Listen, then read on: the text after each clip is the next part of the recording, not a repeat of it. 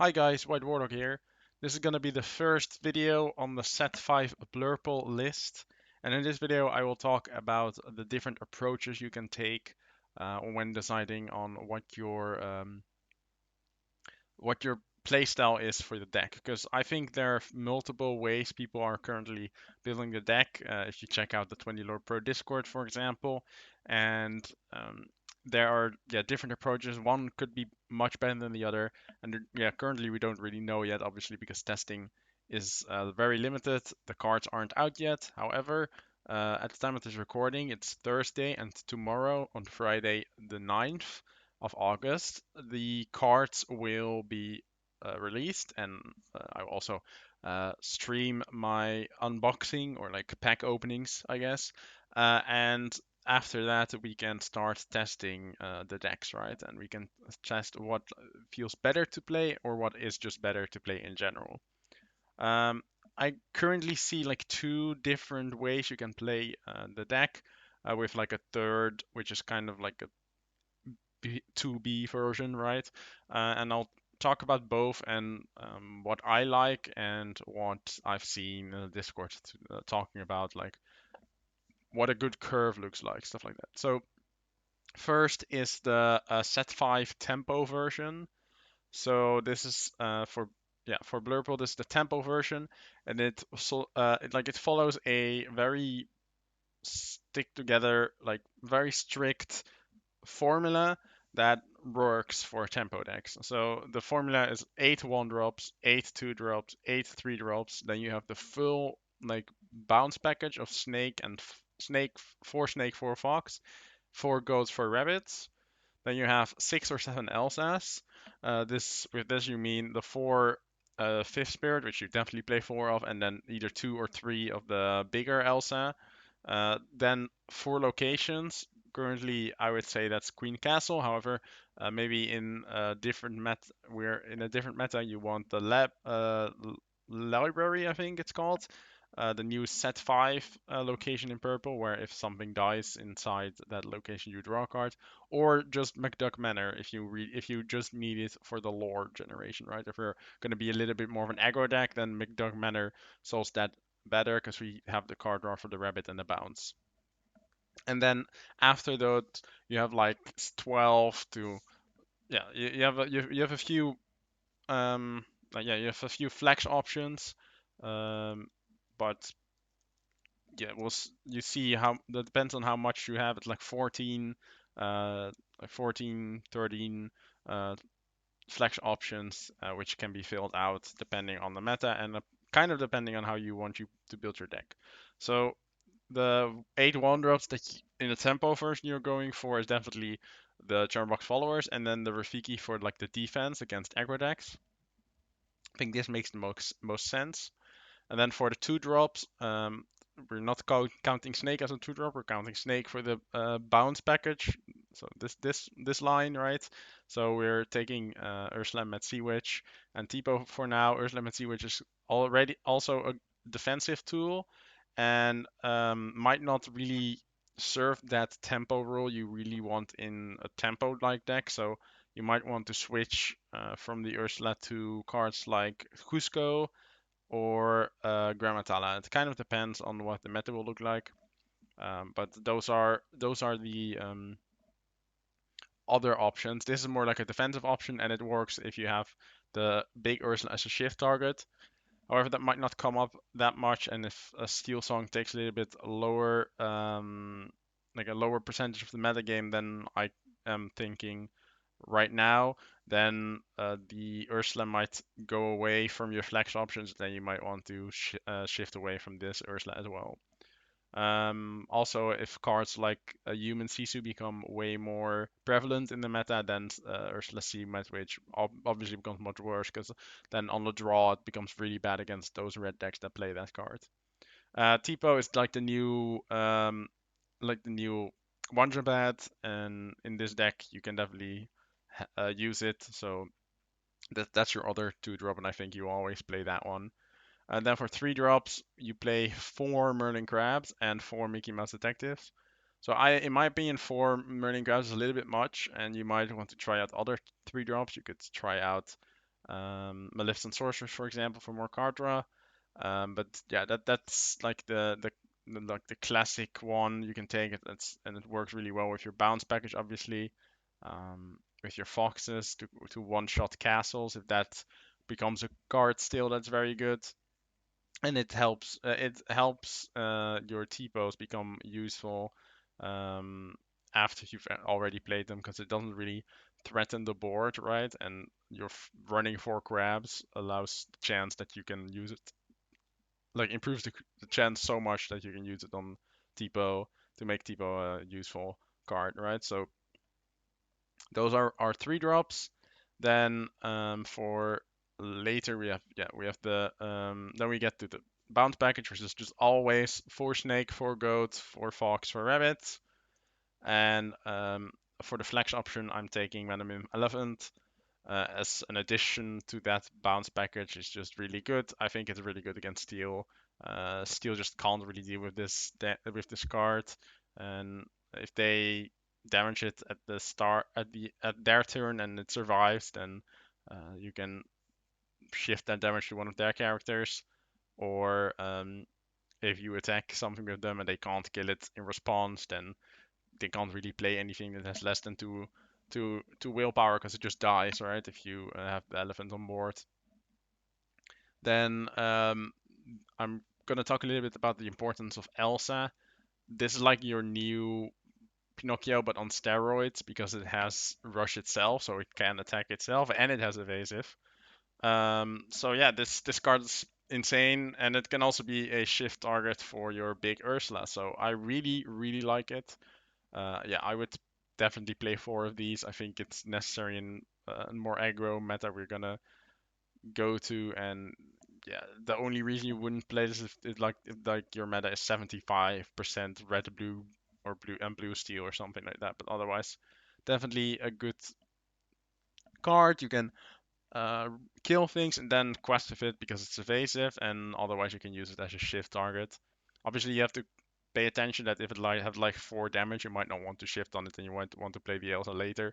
But if you have to play the Elsa immediately, shift it immediately, then you obviously can because it loses its evasive obviously when you shift. Then Cogsworth, I think Steel Song will be very prevalent in the meta, and Cogsworth is very good against Steel Song, so that's feels another one of my flex options. Then I currently have a 1 Anna. It might be 2 or 0. The I kind of want to know how it feels to play before I make a final decision, but the effect on paper looks very good. Obviously, 7 uninkable is not great, but only running 13 uninkable in a deck where 4 of your uninkables are Mickey Mouse, that's okay. And you obviously have Tipo where you can ink your uninkables. Then, as I said, the Ursula is one of the flex options that you put in because you run the 2 cost Ursula, and I think it's also a good card against Steel Song, and I think Steel Song will be pretty big as well. And it's also pretty good against Yellow Green. Um, this basically stops them from singing Under the Sea, which is not that great of a card against us anyways, but it can be bad if they shift Kida, for example, and then sing it. And yeah, that then Ursula stops that problem, right? So that's really good.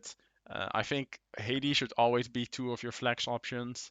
Um, yeah, I think Hades is just really good character move and just really good with bouncing. And then you can remove something else again, especially now that we are running more bounce cards. Hades gets better and better. And then for the location, I think the Queen's Castle at the moment is the best one. But yeah, that really depends if you want lore, card draw, and when you want to play it. As you see, this deck does not run friends, so that's something I really miss. And that's why I don't like the tempo version. But you can obviously run friends in the tempo version and then cut out some flex options. You can cut the Anna and the Cogsworth to include 4 friends, obviously, and otherwise you can like cut away some Ursulas if you don't play the Ursula, or you could even cut some crabs or some locations. The thing is, now the 2 cost Ursula, the 2 cost green Ursula Deceiver, doesn't do anything against you, so that's really good. Um, even in the version I'm gonna talk about next, it's still not very likely to hit anything. But against this deck, it literally doesn't do anything. And Bare Necessities only hits your castles, which is okay. The only thing that's unfortunate about it is that if they hit it as an inkable target, and you can't, or your ink decisions become much harder. That's unfortunate. This deck runs 13 inkables, which is really good.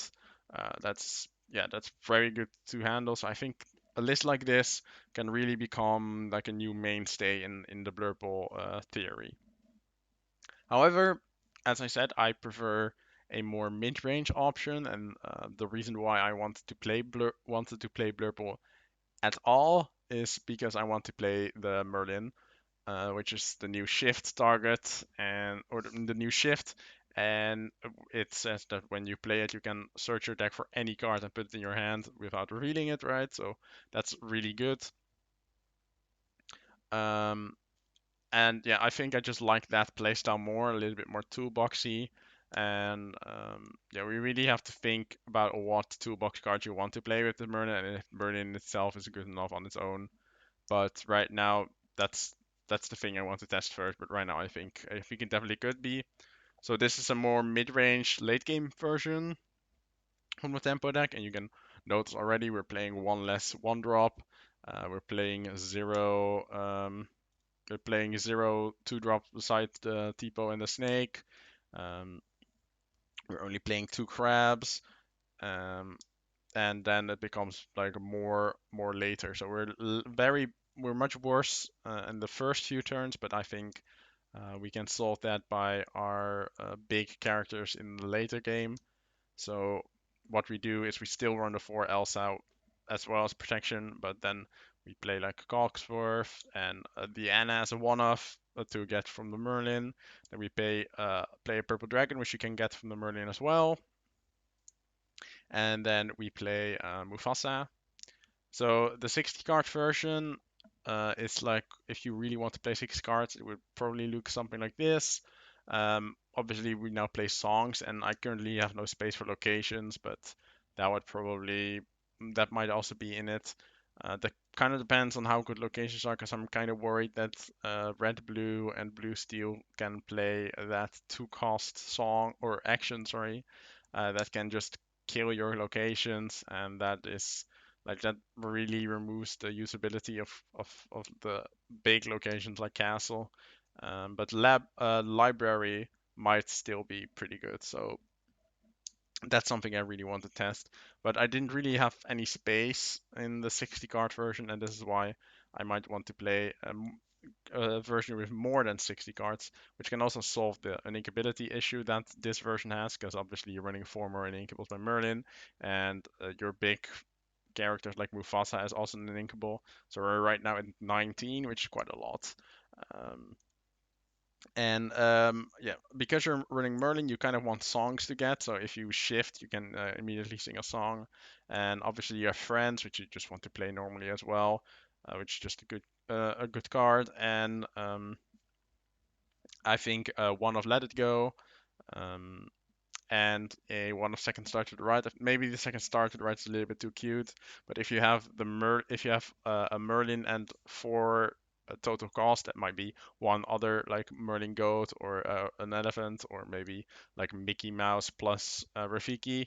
You can shift your Merlin, take a second star to the right, and immediately draw five cards. So that might be good. It might also just be a little bit too meme, but that's something I want to test. Basically, the second I get the cards, because I hope I can get basically every card. The only thing that I might not get is the one of Mufasa. Sometimes you're just unlucky, but in four boxes, I hope I can get at least one Mufasa, maybe two, so I can just test out the card, and otherwise I'll buy it on Saturday, on Sunday most likely. And then let go is basically like a panic button, a search, so you can immediately get rid of something the second you shift Merlin. Otherwise, you would probably want to get them Hades and wait a turn. As I talked about the problems of playing only 60 cards and uninkability problems, I'm looking at a 67 card version. So this was my original version.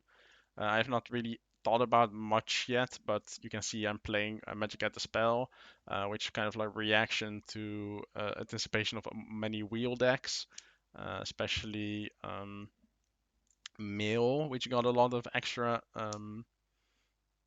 tools that might make it so that people who are very enthusiastic about Mill might try it again. I am one of those people, so you can definitely expect some videos on that deck as well. Otherwise, it's also pretty good against the yellow-green discard. It just disables all their cards except for Mirror if they turn out to be playing Mirror, because Mirror happens on your own turn, unfortunately. And it's good against whole new world decks like Sapphire Steel or Amber Steel, where if they wheel, you don't discard your whole hand. So their like thing about like in Sapphire Steel, they want to empty their hand with Fishbone Quilling, and in Steel Song, they want to empty their hand by playing one drops. You can kind of negate that advantage by them like having a lot of card advantage by discarding your whole hand, and you only draw like one or two extra cards, and they draw a whole extra seven or like six, I guess. And Magic at the Spell kind of disables that, but it might be a little bit too bad for the deck, unfortunately. So that's just like a first test. You can immediately see if this is good or not. Um, so yeah, you play the normal goat. This Elsa should be a 4 off, obviously. I think you could probably cut out the Ismas, and the Cusco might also be too cute, but it is a good one off if you want to deal with an item or location in the next turn. The chance that you can both shift the Merlin for 5 and play the Cusco is not that high. But in the late game, it happens multiple. Well, it happens that you have 11 ink. Like that's not too rare, so you could do that. Then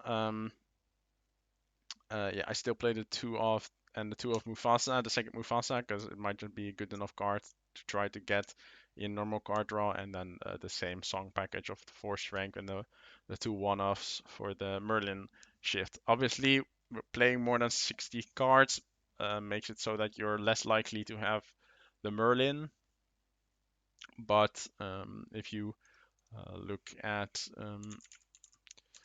probability counter. So for probability, I use this website. If you go to deck size is 60, hand size is 7, the chance that you get a Merlin in your opening hand is like 40% if you get that Merlin, and if you have 67 cards, it's only 36. So that is in your opening hand, obviously, and the differences becomes a little bit more when you think about like drawing 10 cards, for example.